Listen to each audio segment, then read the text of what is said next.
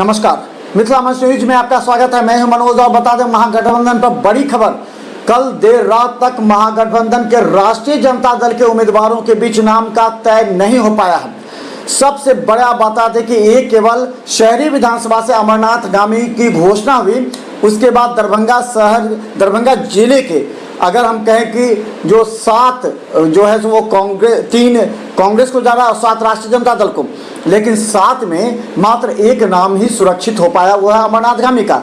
बाकी लोग 2 नाम जानते हैं कि भोला यादव और अब्दुल बारी सिद्दीकी, ये दोनों सुरक्षित। लेकिन हम बड़ी खबर बता दें कि राष्ट्रीय जनता दल के नेताओं की माने तो भोला यादव और अब्दुल बारी सिद्दीकी की वजह से 4 से 5 विधानसभा का पेच फंसा हुआ है। यानी कि भोला यादव हायाघाट और बहादुरपुर दोनों में निर्णय करेंगे कि वो कहां से चुनाव लड़ेंगे।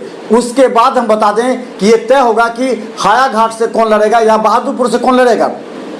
यानी राष्ट्रीय जनता दल के नेता और सूत्रों की माने तो भोला यादव के कारण हायाघाट और बहादुरपुर का पेच फंसा हुआ है, जबकि बहादुरपुर से मात्र एक बायोडाटा भोला यादव का गया है, क्योंकि सभी जानते थे कि भोला यादव यहाँ से चुनाव लड़ेंगे।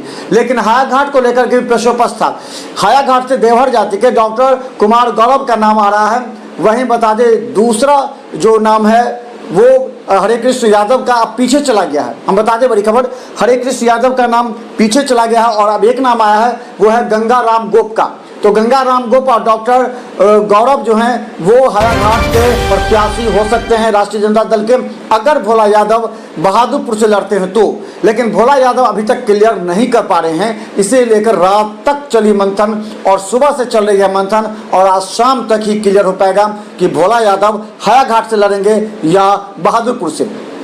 तो भोला यादव के कारण 2 विधानसभा सीट पेच फंसा है। वहीं हम बता दें अब अब्दुल बारी सिद्दीकी की बात करें तो अब्दुल बारी सिद्दीकी अलीनगर से चुनाव लड़ते थे और लड़ेंगे, लेकिन वो 2 और संभावित जगहों पर विचार कर रहे हैं, जिसमें गौरा बौराम और एक केवटी जो उनके दिशा निर्देशन पर हो सकता है।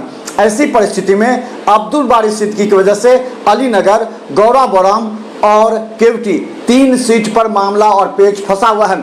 जबकि हम बता दें केवटी में 36 उम्मीदवार हैं, जबकि अब जो नाम आ रहा है केवटी से वो है राम नरेश यादव का।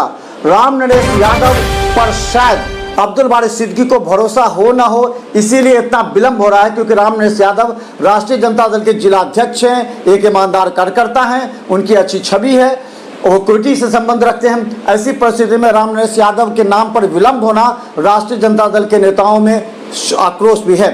वहीं बता दें अब्दुल बारी सिद्दीकी के कोटे में गई है केवटी, अलीनगर और गौरा बौराम। अलीनगर से अगर लड़ते हैं अब्दुल बारी सिद्दीकी तो गौरा बौराम से जो उम्मीदवार हो सकते हैं उसमें भी 2 नाम, उसमें भी हम बता दें 12 नाम हैं जो गौरा बौराम से हैं, जिसमें एक शमसे आलम का नाम आ रहा है, वहीं एक रतन यादव हैं, उनका भी नाम आ रहा है। तो इस तरह जो नाम आ रहे हैं वो अटकल लगाए जा रहे हैं, क्योंकि राष्ट्रीय जनता दल के नामों पर अभी मंथन चल रहा है। हालांकि हम बता दें अभी बहुत कुछ हो सकता है, बहुत कुछ बदलेगा, क्योंकि अभी की जो परिस्थिति है उसमें भोला यादव और अब्दुल बारी सिद्दीकी की वजह से लगभग 4 से 5 विधानसभा का पेच फंसा हुआ है।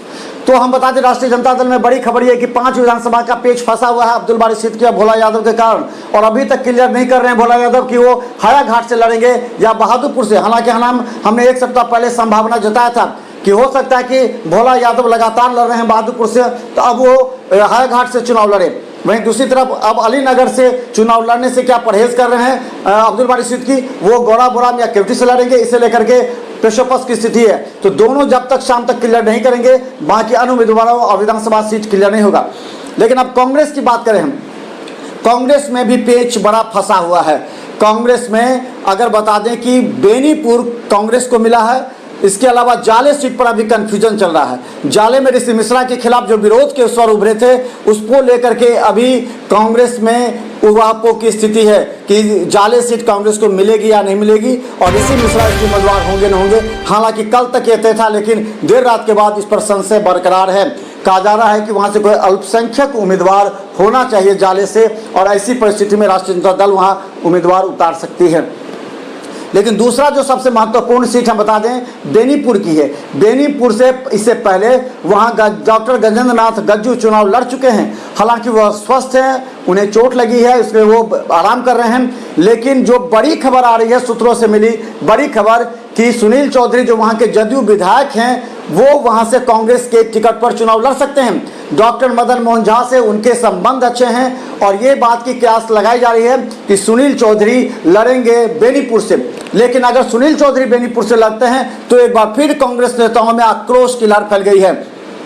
हम गजेंद्र नाथ गज्जू के हवाले से बता दें कि उन्होंने स्पष्ट राहुल गांधी और सोनिया गांधी को पत्र लिखकर इसमें मदन मोहन झा की जांच की मांग की है कि आखिर किन परिस्थिति में मदन मोहन झा ने ये सीट सुनील चौधरी को देने की बात कर रहे हैं। हालांकि इस बात की पुष्टि अभी तक नहीं हो पाई है कि सुनील चौधरी वहां से कांग्रेस से लड़ेंगे, लेकिन ये उम्मीद जताया जा रहा है कि सुनील चौधरी कांग्रेस के उम्मीदवार होंगे और वो वहां से चुनाव लड़ेंगे।